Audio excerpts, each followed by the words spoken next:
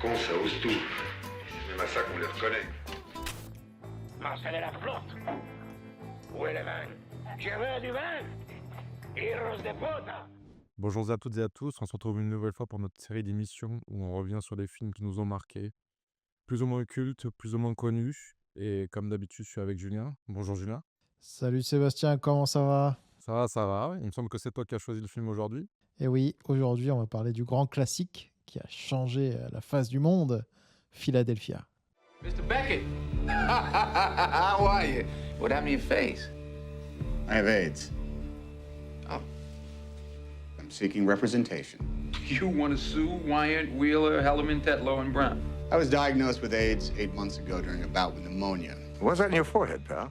Philadelphia, sorti en 1994, ça raconte l'histoire d'un avocat qui se fait virer du jour au lendemain de son grand cabinet alors qu'il était promis à être un grand associé de ce cabinet. Sachant qu'il est homosexuel et séropositif, il se doute que le fait d'être licencié est dû à ça.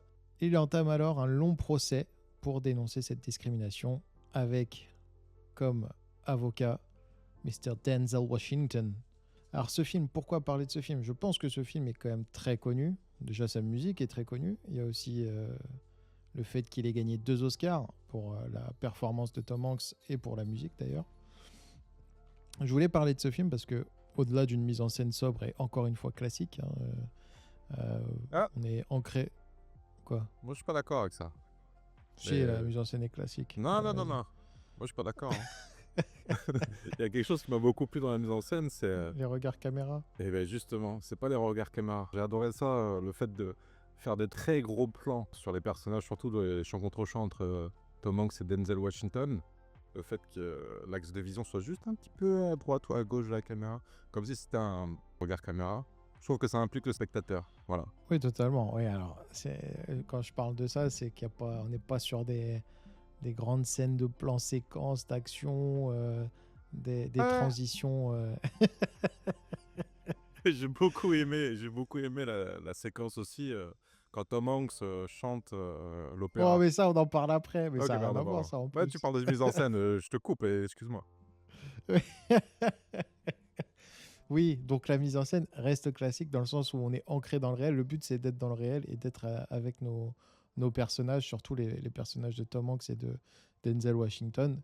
Et effectivement, dans la mise en scène, il y a ce parti pris qui est fait avec Tom Hanks et Denzel, mais aussi quand les jurés regardent Tom Hanks, par exemple, on a l'impression d'être jugé aussi, d'être à la place de Tom Hanks. Et c'est vrai que ça, c'est très intelligent de la part du réalisateur. Mais il l'avait déjà fait aussi pour Le Silence des agneaux, il me semble.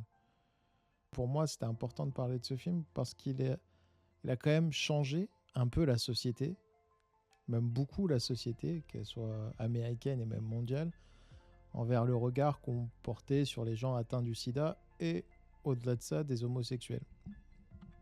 Dans un monde à l'heure actuelle où on se bat woke, anti-woke, revenir à un film qui a réussi à changer les mentalités, je trouve que c'est intéressant de voir pourquoi ça a fonctionné. Déjà, je pense que le choix du cast joue énormément, mais aussi la simplicité du terme et un peu, après, c'est un côté très dramatique quand même. Hein. Ça attire un peu à la pitié et du coup, ça touche tout le monde. Le thème, on est tous des êtres humains, ça fonctionne toujours. Et d'où cette scène aussi où il chante de l'opéra, Tom Hanks, qui est très très émouvante. Et le parti pris des scénaristes d'avoir créé le personnage de Denzel Washington, et pourquoi d'ailleurs Tom Hanks fait appel à lui, c'est parce que tout le monde a refusé de le prendre. Du coup, il fait appel à cet avocat qui est un peu un avocat de télévision. Hein, et vous savez, c'est les avocats des États-Unis qui font leurs spots de pub et qui les diffusent sur les chaînes de télé. Donc, en dernier recours, il va le voir. Et après mûre réflexion, Denzel, qui refuse a priori, va accepter dans un second temps. Et pourquoi c'est intéressant et intelligent? C'est parce que Denzel, ça va être nous, ou du moins la masse, parce que tout le monde ne pense pas comme ça, bien évidemment. Mais en tout cas, on va prendre le parti pris d'un mec qui est déjà, lui, issu aussi d'une minorité, entre guillemets, donc ostracisé, et qui rejette pour autant quelqu'un d'autre aussi, qui a des idées préconçues. Et du coup, on va s'attacher à Denzel et au regard qu'il porte sur Andy, du coup, sur Tom Hanks. Et ça, c'est un tour de force incroyable. Et ça marche à tous les coups. Surtout quand tu choisis Denzel Washington, qui ne peut être qu'appréciable en tant que personnage. Je sais pas ce que tu en penses. Je suis tout à fait d'accord avec le fait que Denzel Washington est une représentation un peu de la société à l'époque et du regard vis-à-vis des homosexuels et toute cette homophobie ambiante. Ce que je trouve bien joué de la part du réalisateur, c'est de mettre en corrélation la discrimination raciale vis-à-vis de Denzel Washington et la discrimination homophobique vis-à-vis de Tom Hanks. Par exemple, je prends la scène de la bibliothèque amène le point de bascule dans l'esprit de Denzel Washington. C'est lorsqu'il y a un plan où il y a un gardien blanc de la bibliothèque qui regarde d'un air un peu menaçant Denzel Washington, se demandant ce qu'il fait là. Et en parallèle, il y a Tom Hanks qui étudie aussi dans cette même bibliothèque et qui se voit ordonner de quitter les lieux parce qu'il a le sida. Et c'est à ce moment-là justement que Denzel Washington accepte de représenter Tom Hanks. Et je trouvais que c'était très intéressant de faire le parallèle justement entre ces deux sortes de discrimination. Alors, c'est pas que j'aime pas le film, mais pour moi c'est un film qui est très dur à regarder parce qu'on a les larmes aux yeux pendant 2 heures et je trouve que c'est un peu trop pour mon petit cœur. Pas toi, Sébastien. Non, mais du coup, c'est intéressant parce que toi qui es assez anti-vague de films woke, entre guillemets. Ah d'accord, le mec en fait m'envoie au bûcher directement. Je te jette en sans prévenir, pâture. merci. Je te jette en pâture. Non, mais pareil, moi, en fait, j'aime pas la non-justification des propos ou des personnages, des trucs mis comme un gros pâté sur un film juste pour avoir une étiquette. Mais ce qui est intéressant, c'est pourquoi ce film, lui, a réussi à changer les mentalités. Lui a réussi à être un classique et un bon film en plus. Et pas actuellement, on ne sait plus faire ça. Qu'est-ce qui a changé les mentalités? Rien. Peut-être Barbie, peut-être. Je pense que c'est surtout parce que le film à l'époque a été fait avec des vraies convictions. Quand je vois l'investissement des acteurs, le réalisateur qui veut vraiment prôner un message de bienveillance et d'ouverture d'esprit sur les mentalités à l'époque, je trouve ça très fort. Et quand je vois qu'au final le film n'est pas très pathos, quand je dis que j'ai les larmes aux yeux, c'est pas parce que le réalisateur ou les acteurs en font des caisses, c'est justement parce que l'histoire paraît tellement réelle que tu te représentes à travers les personnages. Il y a une sorte de réel qui ressort de cette histoire. Tu vois, quand j'entends pathos, je pense souvent à la scène des petits mouchoirs, à l'enterrement où chacun des personnages vient raconter qu'est-ce que représentait Jean Dujardin à leurs yeux en tant qu'ami. Et chaque monologue de chaque personnage dure des plombs pour te faire tirer les larmes aux yeux. Et là, je trouve qu'il y a un côté malhonnête en mode « Vas-y, pleure, pleure, pleure. Si tu pleures pas, tu n'as pas de sentiment. » Alors que t'as pas du tout ça dans Philadelphia. Et je pense que tu peux faire une comparaison dans le cinéma d'aujourd'hui, où justement c'est pareil, ce manque de sincérité dans le message. Merci d'avoir dit que j'étais anti-woke. En fait, en réalité, je m'en bats les couilles. C'est juste, je reproche au cinéma d'aujourd'hui, et surtout aux auteurs et réalisateurs qui sortent justement des films de messages et tout ça, qu'il n'y a pas de sincérité derrière. Je m'en bats les couilles qu'il y ait de la diversité dans les films, au final. Du moment que tu me proposes des bons films, toute cette mouvance d'aujourd'hui où chacun se prédestine à porter un propos, porter un message, je trouve qu'il y a beaucoup de malhonnêteté intellectuelle derrière. Je trouve que c'est juste pour se faire bien voir au final, tu vois. C'est en mode, ouais, regardez, j'ai fait un film sur tel ou tel sujet, des sujets importants de la société. Et je pense que c'est juste une façon pour se faire bien voir de la part des acteurs ou des réalisateurs. Alors qu'à l'époque, faire un film comme Philadelphia, il fallait avoir des couilles. Il n'y en a aucun qui arrive, de par son propos et son message, à la hauteur de Philadelphia. Donc on en revient à ce genre de film qu'on aime bien, le film de procès. Et je pense que c'est ce qu'il y a de parfois plus pertinent quand tu veux changer les états d'esprit. C'est quand même un film qui a pour ambition d'inviter à l'ouverture d'esprit et à arrêter la stigmatisation. Donc là, des gens qui ont le sida. Parce que dans les années 90, il faut voir comment ils sont traités. C'est vraiment des gens qui sont pestiférés à l'époque. Et ce film va vraiment... Enfin, moi, je vous invite à le regarder parce que je pense que des pensées comme ça de nos jours, ça n'existe plus, il me semble, d'ostraciser les gens qui ont le sida, parce qu'on en parle déjà beaucoup moins. Mais à l'époque, c'était vraiment quelque chose, quoi. Et le tour de force de ce film, c'est que ça a vraiment réussi à changer les mentalités.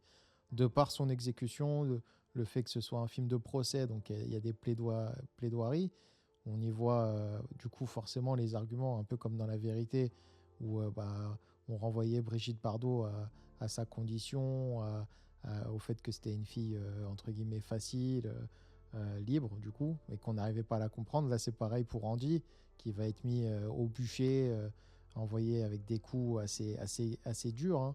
On parle du fait qu'il ait trompé son petit copain, donc on essaie de le faire passer lui aussi pour quelqu'un qui n'est pas raisonnable. Et du coup, c'est vraiment ce que pensait la société à l'époque. Et c'est là où c'est intelligent. Du coup, ça utilise au final très peu d'arguments qui auraient été peut-être utilisés dans un vrai procès, parce que trop putassier. Mais en vrai, c'est les arguments que penseraient tous ceux présents à l'époque dans les années 90 dans la rue. Et ça, c'est très touchant et très fort. Moi, je peux comprendre que c'est un film qui est dur à revoir et revoir tous les ans, entre guillemets. Mais je trouve que c'est un film tellement beau, tellement juste, avec ses séquences musicales.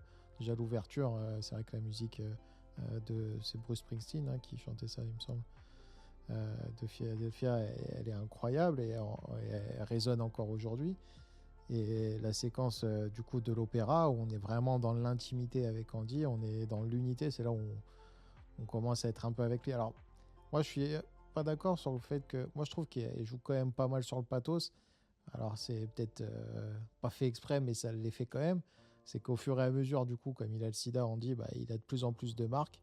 Et tu vois, t'es en train de diminuer de plus en plus le personnage. Et rien que sur ça, je trouve que c'est la séquence, et elle est violente, parce que tu as même l'avocat qui défend le grand cabinet contre Tom Hanks, qui dit je déteste ce procès, je déteste la tournure que prend ce procès. Bref, même elle, ça en devient ridicule, parce que du coup, on demande à Andy de se déshabiller, parce qu'il y a des ecchymoses sur tout le corps, là. Et ça, c'est vrai qu'on le met vraiment à nu, quoi. Ça, genre, le mec, et c'est pour ça, j'ai trouvé vraiment un peu pathos. Contrairement à une scène comme la scène d'opéra, qui est plutôt onirique et belle, quoi. C'est quand même compliqué de faire un film sur un sujet aussi difficile qu'est le sida sans être un peu pathos. T'es quand même un peu obligé. Moi, je pense un que peu t'es obligé de obligé. montrer Pour moi, t'es Et obligé. je pense surtout que je pense que c'est bien amené, puisque Tom Hanks n'en fait pas des caisses, par exemple. Il est pas là. Tu vois. Il y a une certaine retenue dans son jeu. Et je pense qu'ils ont dû faire un maximum de recherche justement pour amener au plus proche possible le jeu de Tom Hanks de celui d'un vrai malade dans la vie réelle. Parce qu'au final, comme tu l'as dit, c'est toujours présent dans notre société le sida, mais c'est pas autant important que dans les années 90. Bah, moi, je sais pas toi, mais enfin, quand on était petits, nous, on en entendait grave parler. Enfin, même pour l'éducation sexuelle et tout, c'était genre un truc archi répandu. On parlait que du sida.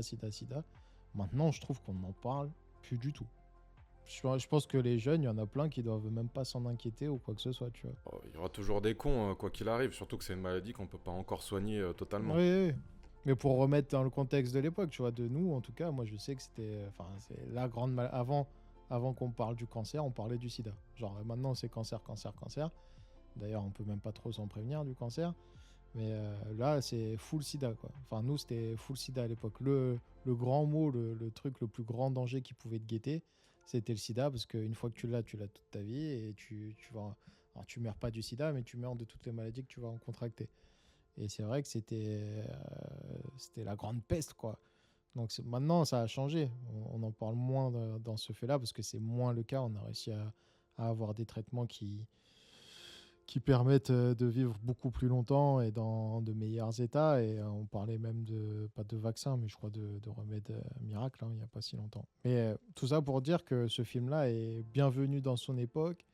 Alors, moi, c'est ça qui m'intéressait, c'est son impact. Est-ce que c'est dû au comédien, au scénario qui est bien? Parce qu'il a été reproché aussi que Andy, pour lui, il est homosexuel. Il sort avec Antonio Banderas, et ça a été reproché que le côté relation homosexuelle soit pas assez, entre guillemets, montré comme une histoire d'amour que tu aurais montré entre Tom Hanks et s'il était hétéro, tu vois.